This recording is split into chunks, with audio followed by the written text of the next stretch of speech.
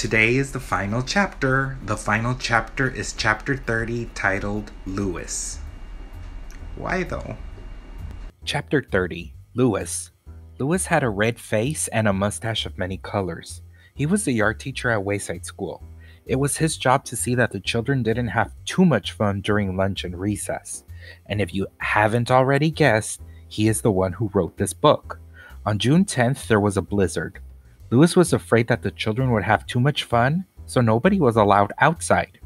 "Class," said Mrs. Jules, "after you finish your lunch today, come back up to the classroom. You are not allowed outside." The children all went to the lunchroom. Miss Mush made tuna surprise. They looked at it, then hurried back up the stairs. There was nothing to do.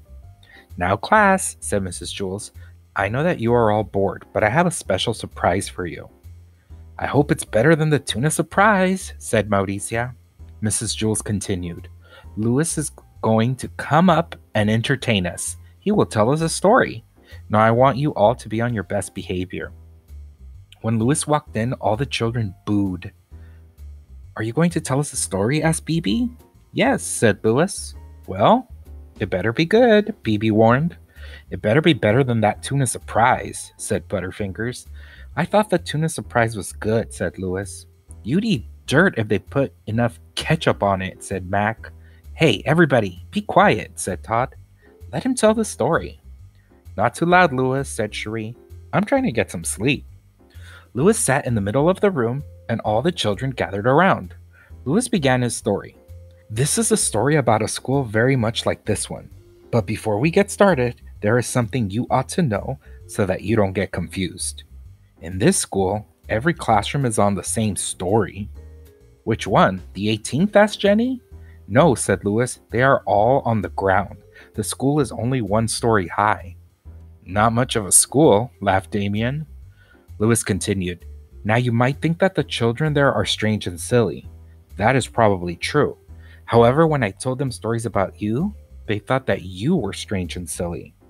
"Us?" the children answered. "How are we strange?" "I'm normal," said Stephen. "Aren't I?"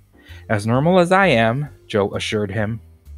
"The children at the school must be crazy," said Leslie. "Real Lulus," Mauricia agreed. "Tell us about them, Lewis," Bibi demanded. "Well, for one thing," Lewis said, "none of these children had ever been turned into an apple." "That's silly," said Dee Dee. "Everyone's been turned into an apple. It's part of growing up." Lewis continued, "Dead rats don't walk into classrooms wearing raincoats." "Well, what do they wear? Tuxedos?" asked Todd.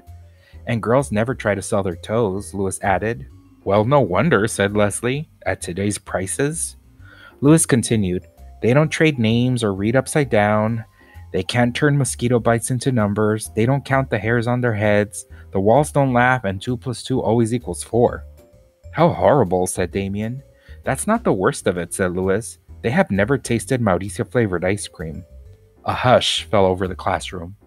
"Mrs. Jules, I'm scared," said Allison. "Is there really a school like that?"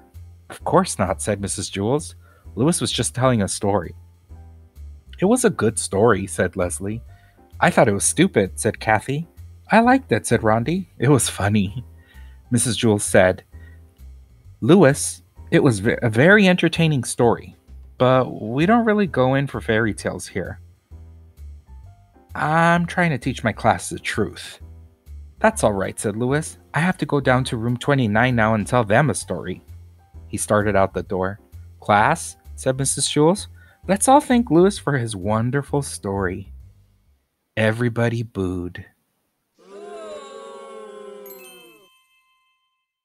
I hope you had a fantastic time listening all 30 chapters of Sideway Stories from Wayside School. Thanks.